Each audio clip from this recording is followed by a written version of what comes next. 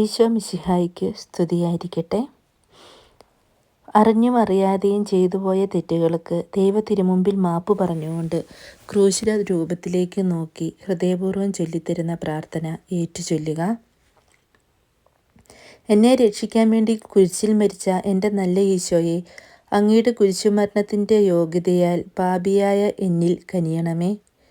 ലോകത്തിൻ്റെ പാപങ്ങൾ നീക്കുന്ന ദൈവത്തിൻ്റെ കുഞ്ഞാടായ എൻ്റെ ഈശോയെ, എന്നിൽ കനിയണമേ. ദാവീദിൻ്റെ പുത്ര, എന്നോട് കരുണ തോന്നണമേ.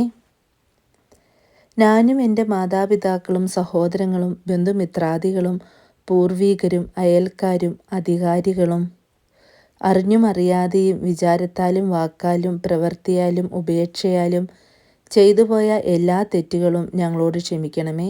പാപത്തിൻ്റെ കടങ്ങളും ശിക്ഷകളും ഇളച്ചു തരണമേ. ദാവീദിൻ്റെ പുത്രനായ എൻ്റെ കർത്താവേ, എന്നിൽ കനിയണമേ. എല്ലാ തെറ്റുകൾക്കും അങ്ങയോട് ക്ഷമ ചോദിക്കുന്നു.